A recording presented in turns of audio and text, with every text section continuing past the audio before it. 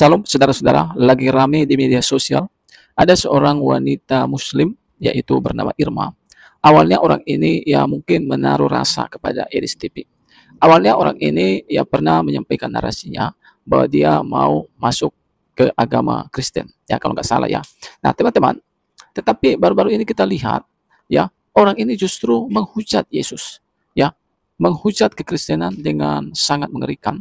Kita tidak tahu ya, apakah karena orang ini tadinya menaruh rasa kepada Iris TV, tapi Iris TV tidak merespon sehingga orang ini sakit hati, kita tidak tahu. Tapi biasanya ini sering sekali terjadi ya. Seperti apa cuplikannya, kita simak cuplikannya, dan kita juga akan menonton nanti video sebelum orang ini jadi penghujat. Berikut videonya. Yang Haleluya. Katanya Tuhan Bapa yang tidak pakai celana, Tuhan Bapa yang nunatnya kemana-mana, berkahilah makan kami, berkahi segala yang diberikan kepada kami. Ya Tuhan Bapa, ya haleluya, haleluya. Cuy. Nah, baru boleh dimakan. Bismillahirrahmanirrahim. Itu yang benar, paham nggak? Bajunya SpongeBob lagi, SpongeBob terus. Ya, Pak, Gimana ada Irma, yang pakai gimana? SpongeBob. Oh, suka SpongeBob. Jadi si Irma tuh kayak hati Irma tuh beneran hilang semua. Kayak isi kepala Irma tuh jadi kosong. Irma, kemarin kamu kan inbox saya. Ya. Boleh kita bahas masalah inbox itu? Oh boleh. Boleh. Irma kan Irma bilang. kayak ngerti. Coba Irma cerita aja lah. Irma cerita sendiri, silakan. Cerita ya. Cerita. Awal mulanya dulu, nanti Irma takutnya diseruduk. Ya, bahasanya agak sedikit disensor begitu. Diseruduk. Pasti banyak kaum berdaster. Ya sudah, silakan, Bapak, yuk. Silakan. Iya, sesuai kayak yang diajarin Bang, apa sih? Yang Irma denger dari Bang Edis tuh emang ya kayak benar gitu, tahu nggak sih Bang Edis? Kayak semua tuh larinya kenapa ya?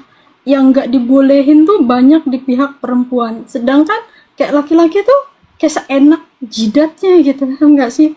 Dan hukum di Indonesia tuh kayak nggak kuat banget gitu. Maksudnya nggak ada yang hukum bener-bener yang bisa kayak si cowok ini tuh, Bang Edis pernah dengar kan, kalau muslim nih ya, kalau kita sudah menikah, apalagi perempuan sudah menikah kan.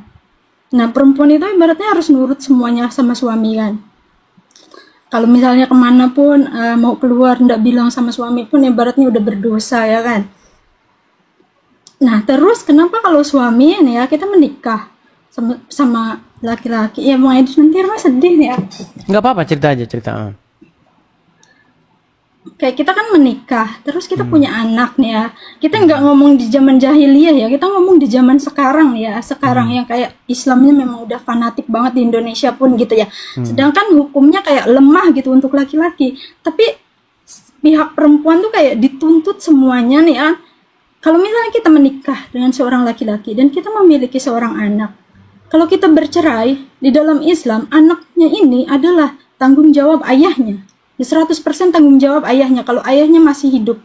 Kalau ayahnya sudah meninggal, itu tanggung jawabnya itu ayah mertua ataupun ayah dari si laki-laki kan. Kalau enggak saudara laki-laki si lelaki. Sedangkan zaman sekarang ya Bang Edis, kita bercerai suaminya masih ada pun dia nggak ada tanggung jawabnya. Nah terus dalam Islam perempuan itu tidak boleh bekerja, perempuan itu tidak boleh di luar rumah. Sedangkan si suami ini, si ayahnya ini tidak memberi nafkah, lalu siapa yang memberi? Terus perempuan nggak boleh keluar rumah ataupun berhias, berdandan, bertemu orang yang bukan muhrimnya ya kan? Bahkan kalau satu helai rambutnya kelihatan dengan laki-laki lain, maka 70 tahun di neraka. Itu satu helai loh. Kali berapa helai itu rambut tuh? Nah.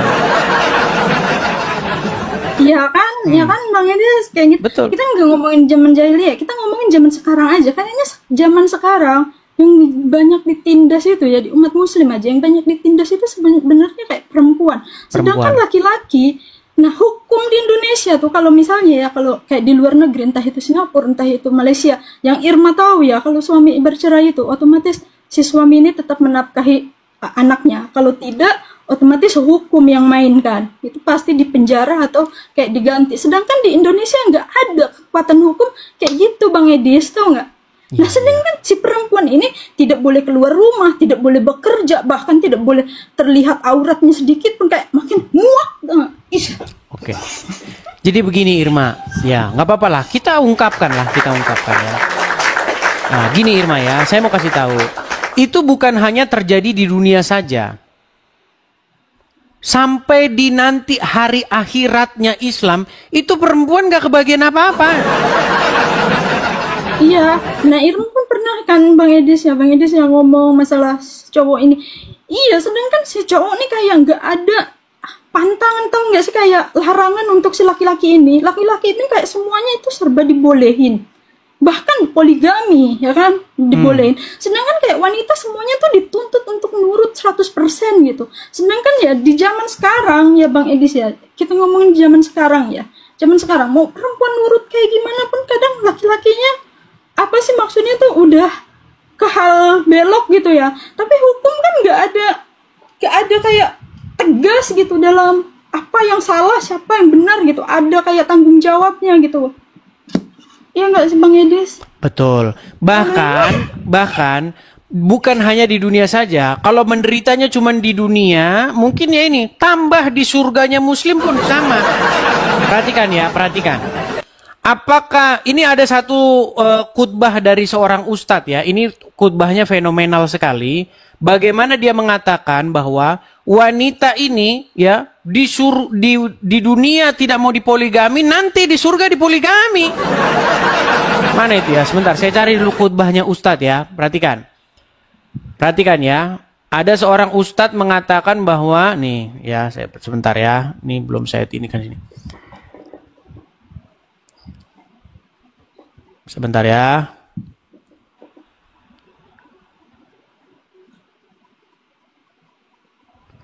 Bahkan kalau nanti tidak mau dipoligami di dunia, di surga dipoligami, ya. Perhatikan. Sebentar, mana ya khutbah ustadznya yang sangat cetar membahana itu? Giliran dicari nggak ada, giliran nggak dicari ada.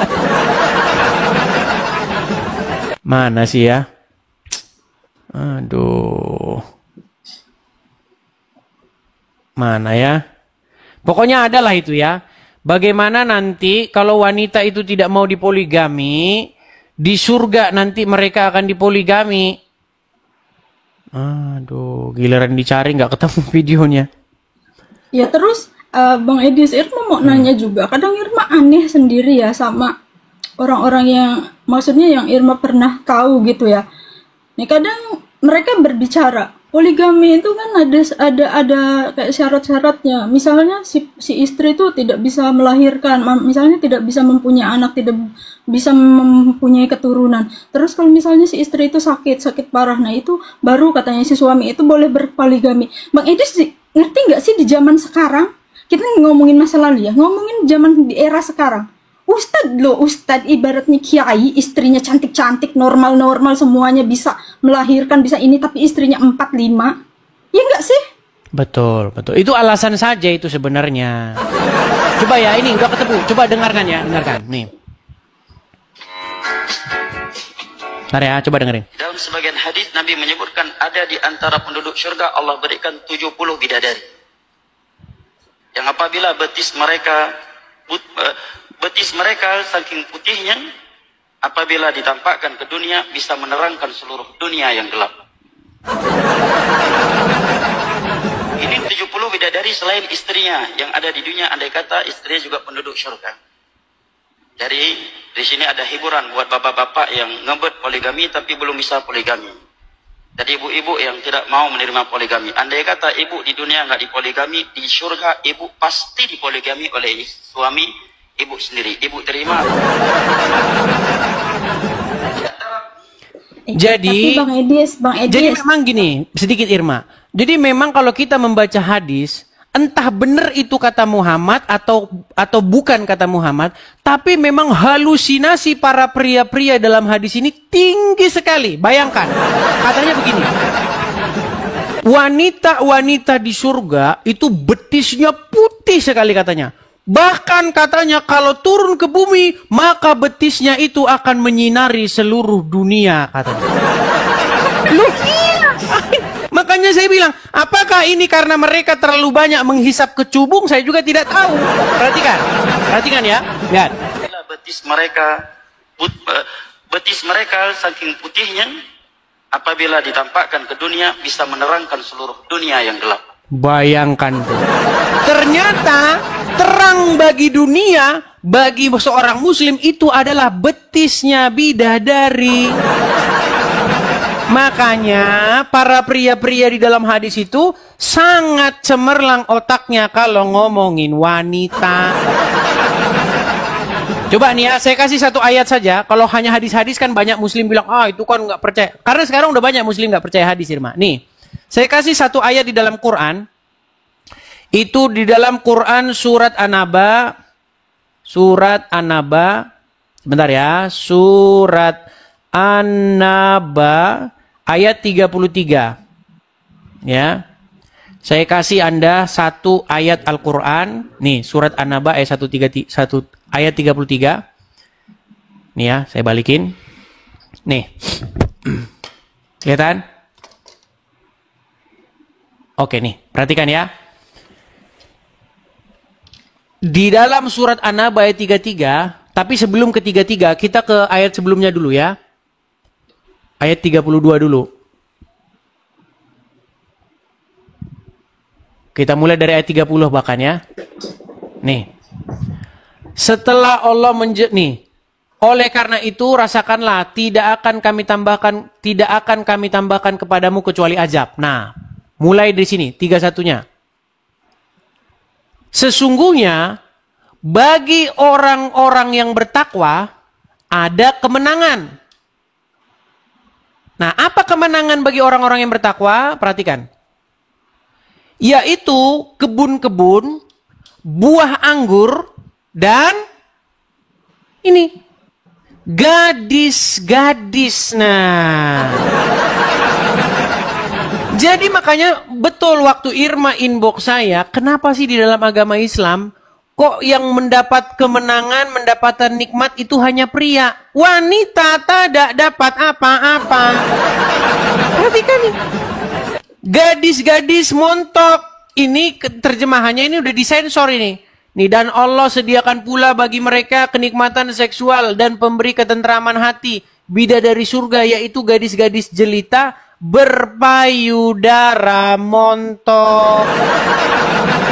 Yang umur mereka sebaya. Bayangin Irma, kalau kamu termasuk orang yang bertakwa, terus kamu dikasih gadis-gadis montok ini buat apa kamu? Coba saya tanya, buat apa kamu? Berat kan?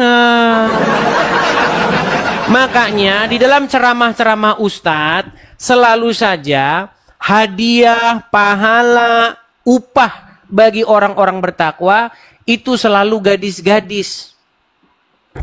Bayangin kalau Anda wanita, Anda dapat gadis-gadis buat apa? Nah, kemarin saya ada ngomong begini Irma. Saya kan ada temen nih di sini, ya kan? Dia masih jomblo. Nah, gini Irma, seandainya kalau kamu mau dibaptis, ini khusus buat kamu nih. Gimana kalau kamu dibaptis di Amerika? Nah, Bang Edis kayaknya kalau Irma dibaptis di Amerika, Bang Edis yang ngebaptis kayaknya langsung kejang-kejang. banyak yang kejang pasti. Ini khusus buat Irma. Kalau Irma sudah pengen meninggalkan agama Islam, khusus buat Irma, nanti dibaptisnya di Amerika. Nah, setelah dibaptis, nanti ada di sini yang jomblo yang mau sama Irma.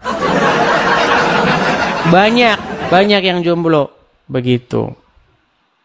Iya kan, kayak Bang Edis pernah ya kan, Bang Edis kan mempelajari Islam tuh kan lama kan. Bang Edis pernah nggak sih kayak ngedenger kayak satu ayat aja untuk kebahagiaan kayak pahala gitu, apa yang didapat dari si wanita ini? Nggak ada, Edis nih perempuan ya, itu nggak ngomongin wanita di dalam hadis nggak ada Quran kan? itu nggak ngomongin wanita. Ya, Irma mikir juga ya Bang Edis, kalau misalkan wanita itu ya tidak boleh keluar rumah, tidak boleh bersolek, tidak boleh bertemu sama yang bukan muhrim, tidak ini. Berarti Bang Edis paham nggak sih kalau di Islam tuh berarti yang wajib masuk surga itu orang-orang kaya saja, orang Betul. yang terlahir dengan kaya, Betul. dengan kaya raya dari turunan. Berarti Betul. orang yang susah ya, misalnya kayak orang yang merintis dari awal, mereka kalau misalnya apa sih kayak udah digenggam kayak gitu, tidak boleh melakukan hal ini itu, berarti kayak berarti emang udah miskin gitu, harus miskin terus selamanya dan mati pun harus sengsara gitu. Paham nggak sih Betul. Bang Edis? Iya, Kalau yang kenapa kaya- Irma baru menyadari sekarang? Itu masalahnya. Gimana? Irma tuh jadi kayak kok gini banget gitu ya. Kayak enaknya kayak di pihak laki-laki gitu. Terus kalau misalnya kita jadi perempuan kayak enaknya kalau kita terlahir udah kaya raya dari turunan gitu. Iya kalau misalnya ya kalau semua manusia nih terlahir kaya raya aja ya, ibaratnya kaya raya dari turunan. Nah wanita itu siap, dia mau berhijab, dia mau fokus ibadah di rumah, dia mau apa sih ibaratnya mengikuti apa syariat-syariat Islam. Kalau misalnya dia kaya ya kan, dia tidak butuh apapun, semuanya tercukupi, semuanya kebutuhan terpenuhi, iya ndak Bang Edis? Otomatis Betul. semua wanita itu duduk di rumah, dia manis di rumah, dia bakalan menutup apa semua auratnya, dia bakalan mengikuti semua syariat Islam, ya enggak? Tapi kalau terlahir ibaratnya pas-pasan yang harus mencukupi semuanya, dan terusnya di pihak perempuan ini saja yang apa sih maksudnya yang harus berusaha gitu kan, ya otomatis kan harus ada yang kayak dikorbankan, ya enggak Bang Edis? Ya, jadi sebenarnya kalau kita membaca hadis-hadis itu banyak sekali yang merugikan Islam, Irma. Bahkan di negara-negara yang memegang syariat Islam itu kedudukan wanita itu di sana sangat-sangat miris sekali. Tahu nggak? Pakistan atau Afghanistan itu mereka sedang melaksanakan syariat agama Islam.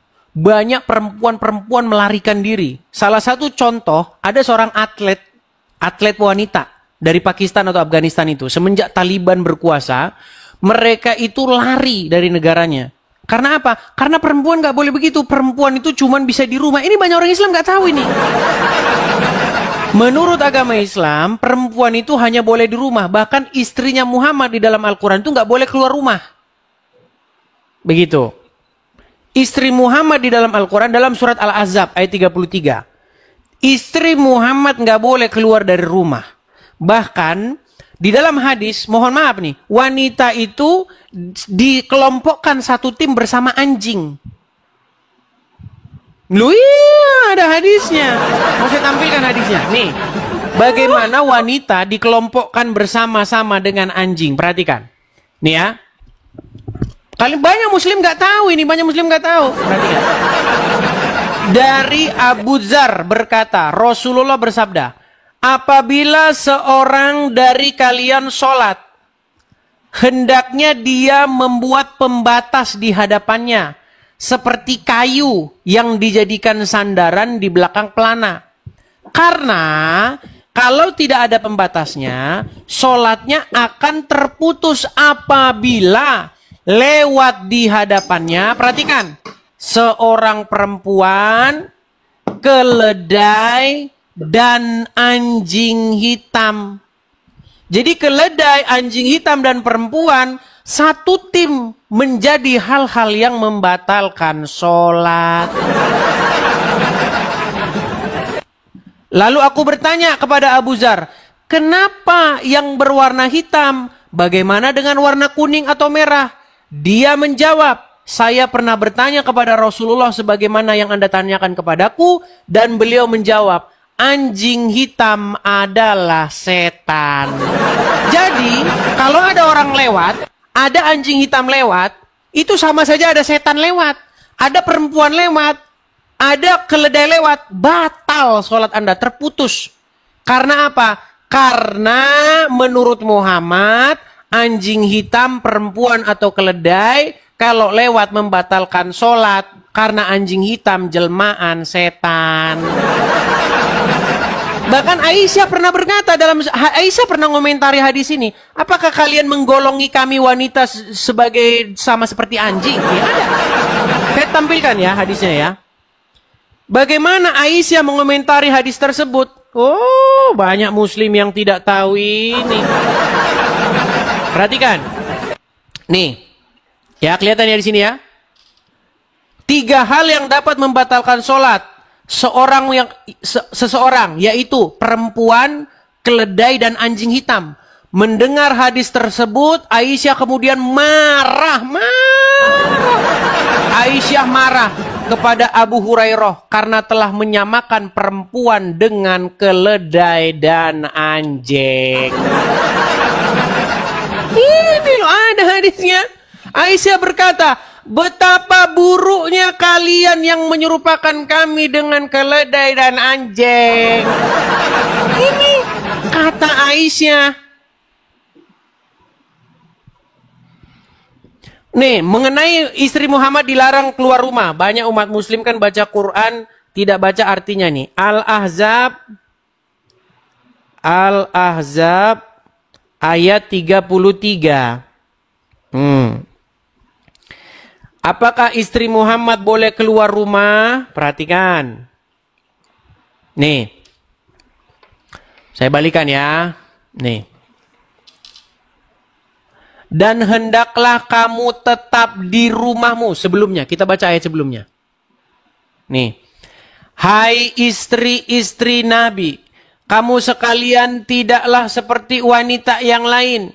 Jika kamu bertakwa, maka janganlah kamu tunduk dalam berbicara sehingga berkeinginan orang yang ada penyakit dalam hatinya, dan ucapkanlah perkataan yang baik. Dan hendaklah kamu tetap di rumahmu, dan janganlah kamu berhias dan bertingkah laku seperti orang-orang jahiliyah yang dahulu, dan dirikanlah sholat, tunaikanlah zakat, dan taatilah Allah dan Rasulnya. Nih. Jadi kalau sesuai dengan istri Muhammad, ya ini. Tidak boleh berhias. Tidak boleh keluar rumah. Ya, iya, itu yang Irma sampaikan ke Bang Edis kan. Kayak semua tuh tuntutannya, semua yang gak dibolehin itu untuk perempuan. Sedangkan kayak laki-laki tuh enak. Kalau gitu ya. laki-laki bebas. Bebas dia mencari istri-istri dari harta yang mereka miliki. Iya, Irma, kayak cuma dituntut. saya mohon maaf nih, agak saya mau tanya terlalu dalam. Emang Irma ini udah punya suami tadinya? Iya, Irma udah punya suami, Bang Edis. Kemudian berpisah. Oh iya. Jadi memang teman-teman wajar kalau banyak perempuan-perempuan yang kecewa di poligami di ini. Tapi itu sesuai dengan ajaran agama Islam. Sekarang tuh Bang Edis ya, kayak bukan kayak Irma aja lah, kayak semua perempuan tuh kalau udah bercerai itu pasti kayak si suami itu lepas tanggung jawab walaupun dia itu sudah punya anak gitu tuh.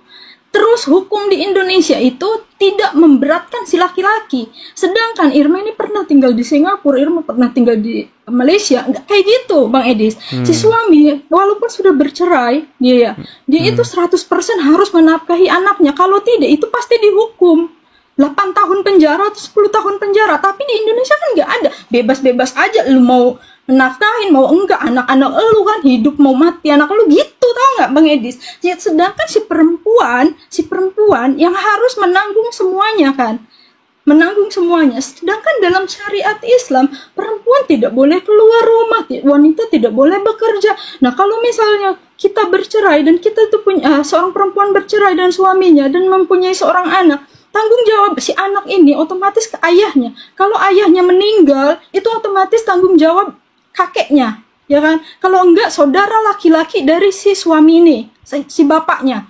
Nah, boro-boro sekarang, zaman sekarang Bang Edis, jangankan adik-adiknya gitu yang mau membiayai anak kakaknya ini, ya kan? Iya. Terkadang jadi gini, saya mau kasih contoh nih Irma. Pas tanggung jawab, ya enggak sih? Oke. Apa yang kamu alami itu sebenarnya banyak dialami oleh wanita-wanita lain. Saya kasih tokoh yang kita sama-sama kenal ya, artis. Nih, Anda pasti kenal orang ini siapa? Ini artis ya. Nih, Anda tahu ini siapa? Marsanda. Marsanda. Ini dulu waktu Marsanda, sebelum dia sekarang udah nggak jilbaban lagi. Tahu Marsanda sekarang? Ini Marsanda dulu ini. Nah, ketika dia, ini sangat agamis sekali. Bayangin jilbabnya dulu. Ini jilbabnya Marsanda besar sekali dulu. Tapi sekarang akhirnya dia putuskan untuk membuang jilbabnya ke tong sampah. Ini bayangkan jilbabnya Marsanda ini islami sekali. Coba lihat Marsanda sekarang nih. Apakah Marsanda sekarang seperti Marsanda yang dulu nih? Kita klik sekarang Marsanda yang sekarang ya.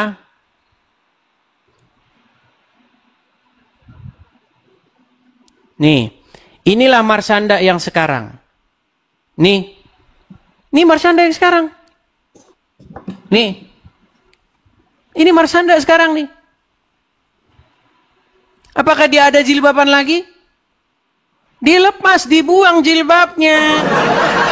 Karena apa? Nih, saya kasih kamu satu ayat di dalam Al-Quran. Perhatikan. Surat An-Nisa ayat 24. Laki-laki dalam Islam itu boleh cari istri setelah harta. Perhatikan. Dan diharamkan juga bagi kamu mengawini wanita yang telah bersuami, kecuali budak-budak yang kamu miliki, sebagai ketetapannya atas kamu. Dan dihalalkan bagi kamu selain yang demikian itu, yaitu mencari istri-istri dengan hartamu untuk dikawini, bukan untuk berzina. Maka istri-istri yang telah kamu nikmati, kamu campuri di antara mereka, berikanlah kepada mereka maharnya dengan sempurna sebagai suatu kewajiban. Dan tiadalah mengapa bagi kamu terhadap sesuatu yang telah kamu merelakannya. Nih, jadi menurut ajaran agama Islam, suami-suami boleh cari istri dengan harta yang mereka miliki. Itu dia saudara video yang baru saja kita tonton tadi videonya. Nah, inilah jadinya ya teman-teman. Ini kiranya video boleh menjadi pelajaran penting bagi kita. Ketika kita ya memiliki satu pemikiran yang tidak baik. Contohnya begini, kita mau masuk Kristen karena sesuatu. Contohnya karena laki-laki, atau karena perempuan, atau karena uang. Maka inilah jadinya. Ketika apa yang kita inginkan tidak tercapai, maka kita akan berakhir dengan penghujatan. Ini ya penyebabnya adalah karena kecewa, sehingga menjadi penghujat Yesus. Itu sebabnya biarlah kiranya ketika kita mau memilih pindah agama, katakan dari seberang kepada kekristenan, biarlah kiranya karena iman kita betul-betul kuat. Biarlah kiranya karena betul-betul kita ingin sekali mencari kebenaran. Biarlah kiranya karena hati kita betul-betul ingin mencari Tuhan lebih lagi. Karena ketika kita memiliki motif yang benar seperti ini, maka kita tidak akan kecewa. Ketika orang lain mungkin yang menyakiti hati kita, atau apapun persoalan, kita tidak akan kecewa. Karena tujuan kita bukan itu dan ini, tapi tujuan kita adalah karena Yesus. Kita mencari Yesus. Jelas dikatakan begini, ya, marilah kepadaku semua yang letih lesu dan berbeban berat, maka aku akan memberikan kelegaan kepadamu. Jadi, kalau kita datang kepada Tuhan Yesus karena hati kita yang tulus, sungguh-sungguh ingin mencari Tuhan, mencari kebenaran, maka kita akan mendapatkan kelegaan. Dan kita, ya, tentunya tidak akan kecewa. Ya, manusia bisa saja mengecewakan kita. Harta dunia ini bisa saja mengecewakan kita. Tapi Tuhan Yesus tidak akan pernah mengecewakan kita. Karena bukan harta, ya, bukan jodoh yang memberikan kepada kita kebahagiaan yang sejati. Kebahagiaan yang sejati hanya ada di dalam Yesus. Ya. Kalau kita katakan memiliki Yesus dalam hidup kita, sekalipun mungkin hidup kita saat ini masih berkekurangan, tapi kita akan merasa bahagia. Contohnya begini teman-teman, kita punya kekayaan, kita punya banyak hal di dunia ini. Tapi kalau Yesus tidak ada dalam diri kita, kita akan mengalami kekosongan. Inilah yang pernah disampaikan kepada Rasul Paulus lewat pewahyuan. Bagaimana dari seberang lautan, Roh Kudus memanggil Paulus ya untuk menyeberang, untuk menyampaikan kabar baik. Kenapa? Karena di seberang sana mereka butuh Injil, mereka butuh Yesus. Karena tempat tersebut, kota tersebut mengalami kekosongan karena tidak ada Tuhan di dalam kehidupan mereka. Ya, ini poin penting yang saya sampaikan. Jadi pastikan teman-teman, kalau Anda mau pindah agama, pastikan hatimu tulus, pastikan engkau ingin sungguh-sungguh cari kebenaran, pastikan engkau sungguh-sungguh ingin mencari Tuhan, maka engkau akan mendapatkan apa yang engkau inginkan. Nah, teman-teman, kiranya video ini bermanfaat. Salam, sampai jumpa di video selanjutnya.